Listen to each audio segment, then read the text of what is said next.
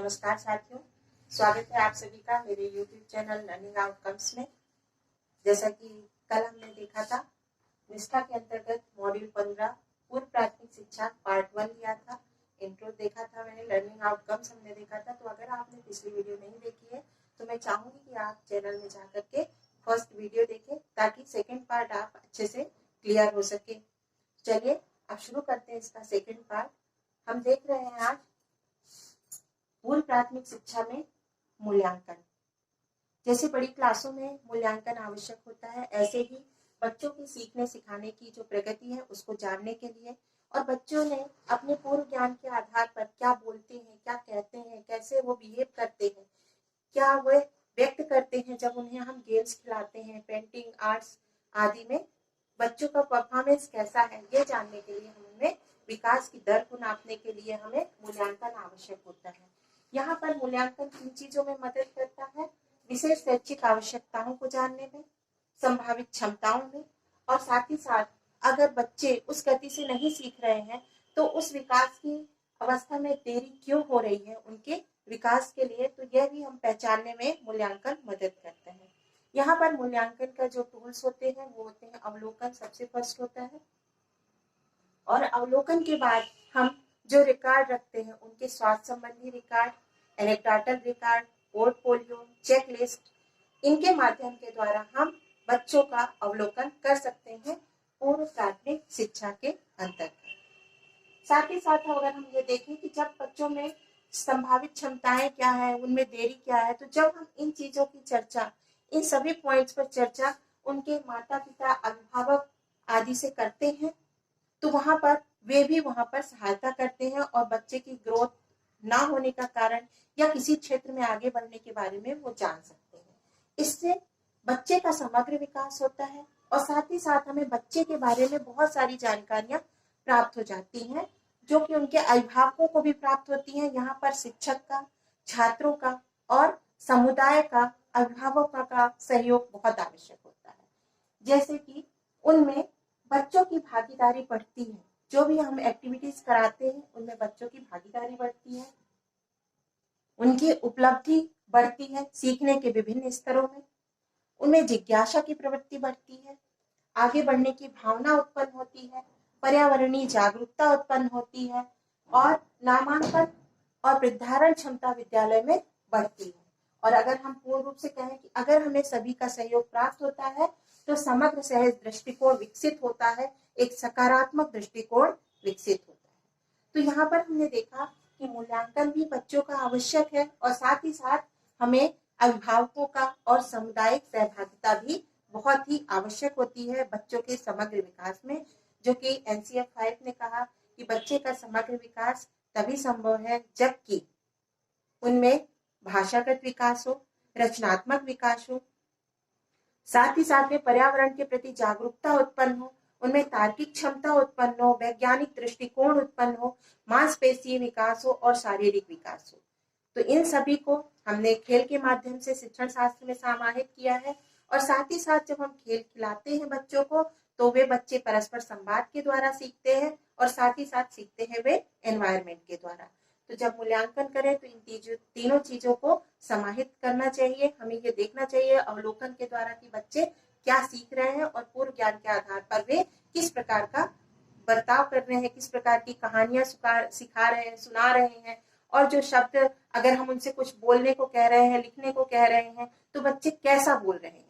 For example, बच्चे पूर्व प्राथमिक शिक्षा जब हम प्रदान करते हैं, छोटे बच्चे होते हैं 3 से 6 आयु वर्ष के, तो वे क्या है उस तरह लिख तो वे नहीं सकते हैं, तो वहां पर हम क्या करते हैं, प्ले माध्यम से उन्हें सिखाते हैं।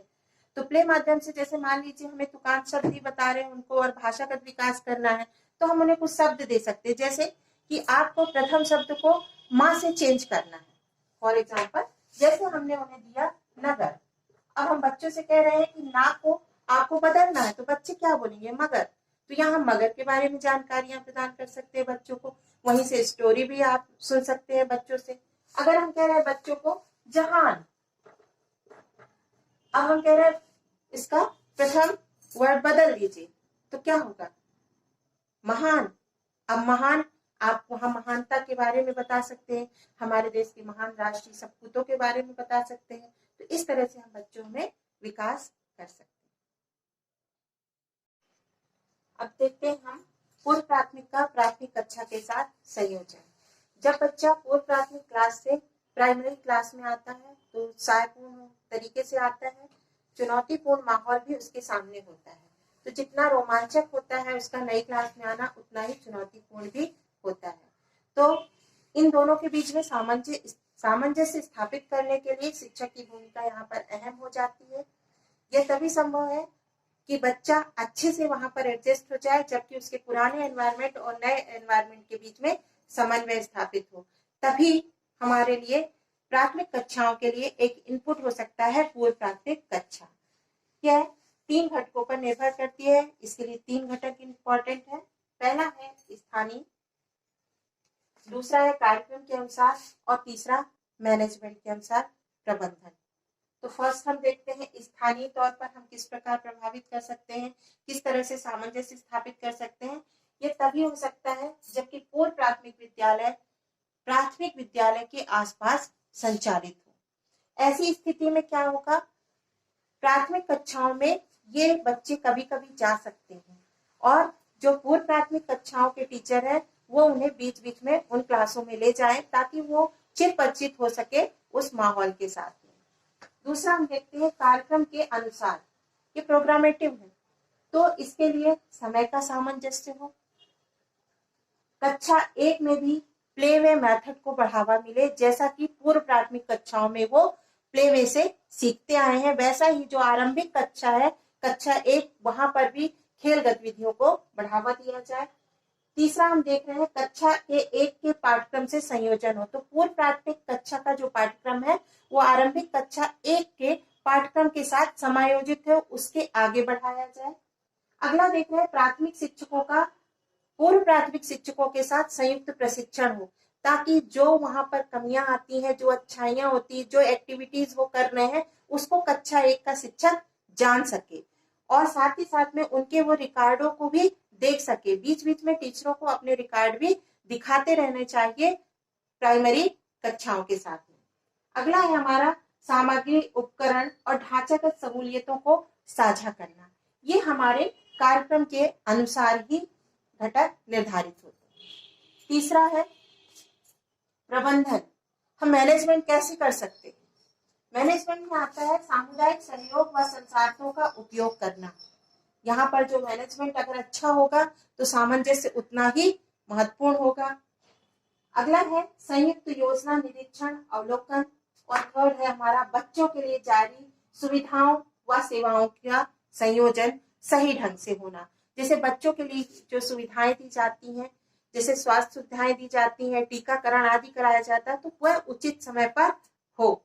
साथ ही साथ में उनमें जो पोषण है उसके बारे में भी जानकारियां बच्चों को समय समय पर प्रदान की जाए। तो इस तरह से पूर्व प्राथमिक का प्राथमिक कक्षाओं के साथ संयोजन अगर सही होगा तो विकास की दर में एक कदम हम आगे बढ़ेंगे। तो एक बार हम क्विक रिकॉल कर लेते हैं हमने जो जो पढ़ा है। पूर्व प्राथमिक शिक्षा 3 से 6 वर्ष के आयु के बालकों के लिए निर्धारित एक ऐसा कार्यक्रम है जिसमें वंचित समूह के बच्चे, जेंडर संवेदनशीलता और विशेष आवश्यकता वाले बच्चे सभी को समाहित किया गया है। क्योंकि 5 वर्ष की आयु में 90% विकास माना जाता है बच्चों के ब्रेन का, तो यहाँ पर उनके अधिक ध्यान देने की आवश्यकता है और NCF 5 ने उनके संपूर्ण विकास के लिए इसे लक्ष्य निर्धारित किया है 2030 तक के लिए। यह भी कहा गया कि जो शिक्षा दी जाती है सरकारी तौर पर भारत में वह आंगनवाड़ी केंद्रों आदि के माध्यम से प्रदान की जाती है, जो कि 40% जो विद्यालय परिसर के अंदर ही संचालित होते हैं। फिर हम देखें बच्चों के संपूर्ण विकास को, तो वहां पर भाषागत विकास, शारीरिक विकास सभी को समाहित किया है। रचनात्मक कौशल, तर्क शक्ति, पर्यावरण के प्रति जागरूकता, रचनात्मक आदि को खेल के माध्यम से ही आगे बढ़ाना है। साथ ही साथ अगर हम देखें तो बच्चों को परस्पर संवाद के द्वारा सीखते हैं और एनवायरनमेंट के द्वारा सीखते हैं। तो इसकी शिक्षा शास्त्र में जहाँ खेल इंपॉर्टेंट रोल अदा करता है वहाँ तीनों चीजें ही समाहित है, परस्पर बातचीत, खेलना और साथ ही साथ में एनवायरनमेंट के द्वारा सीखना, इन चीजों को समाहित किया गया है। फिर हम बच्चों के मूल्यांकन पे आते हैं। तो बच्चों का मूल्यांकन भी उसी तरह आवश्यक है जैसा कि अन्य क्लासेस में आवश्यक है। हायर स्टडी में वहां पर अवलोकन, checklist, portfolio, record anecdotal record आदि के माध्यम से, रूब्रिक्स के माध्यम से कुछ नियम निर्धारित करके हम उनका मूल्यांकन करते हैं, जिससे कि बच्चों के सीखने की प्रगति के स्तर को जान सके। यहाँ पर मूल्यांकन के बाद में बच्चों के जो विकासात्मक देरी है उनको भी पहचान सकते हैं और उनकी क्षमताओं को भी, रुचियों को भी जान सकते हैं और अभिभावकों से उनको साझा कर सकते हैं और बच्चे के विकास में सहभागिता दे सकते हैं। इसके बाद आता है पूर्व प्राथमिक कक्षाओं का प्राथमिक कक्षाओं से संयोजन। पूर्व प्राथमिक कक्षाएं एक इनपुट के रूप में हो सकती हैं प्राथमिक कक्षाओं के लिए, जबकि वहां पर सहयोगात्मक एवं सामंजस्यपूर्ण समन्वय स्थापित हो बालकों, शिक्षकों और अभिभावकों के लिए। पुराने माहौल और नए माहौल में बच्चे सामंजस्य स्थापित कर सके, इसके लिए टीचरों की सहभागिता होनी चाहिए। उनके जो प्रशिक्षण कार्यक्रम है वो भी एक साथ होने चाहिए। रिकॉर्ड आपस में साझा किए जाने चाहिए पूर्व प्राथमिक और प्राथमिक क्लासेस के टीचरों के बीच में। इसके 3 घटक प्रमुख रूप से निर्धारित किए गए हैं। पहला है जो घटक है वह पहला है स्थानीय, अर्थात पूर्व प्राथमिक विद्यालय के आसपास परिसरों में स्थापित होने चाहिए, जो कि 40% है। और दूसरा हमारा कार्यक्रम के अनुसार क्या है कि इनके समय का सामंजस्य होना चाहिए। और टोटल मिलाकर यहाँ ये कहा गया है कि प्राथमिक कक्षाओं को, जो फर्स्ट कक्षा है और पूर्व प्राथमिक कक्षाओं की जो एक्टिविटी मेथड है, प्लेवे मेथड, उसको बढ़ावा दिया जाना चाहिए और पाठ्यक्रम को एक दूसरे से सामंजस्य स्थापित करते हुए आगे बढ़ाना चाहिए। और वहां की जो सामग्री हो, सहूलियतें हो, उनके बैठने के स्थान हो, डेस्क आदि हो, वे सभी उनके बच्चों के आयु के अनुसार होने चाहिए, क्योंकि यहाँ पर जो हम गेम्स भी कराते हैं वो उनकी दिलचस्पी और आयु वर्ग के अनुसार और सीखने की गति के अनुसार ही कराते हैं। फिर अगला दिया है मैनेजमेंट, जो कि है सामुदायिक सहयोग के संसाधनों का उपयोग कर सके बच्चे, और साथ ही साथ में संयुक्त योजना, निरीक्षण, अवलोकन और बच्चों के लिए जो जारी सुविधाएं हैं उनका लाभ बच्चों को मिल सके। तो इस तरह से हमने एक रिकॉल किया। इस पूरे पाठ्यक्रम में हमारी समझ कहाँ तक विकसित हुई है, इसके लिए हम कुछ प्रश्नोत्तरी करेंगे, जो हम नेक्स्ट सेशन में देखते हैं। नमस्कार, मैं SRG निष्ठा KRP श्री तिवारी मिलती हूँ अगले सेशन में।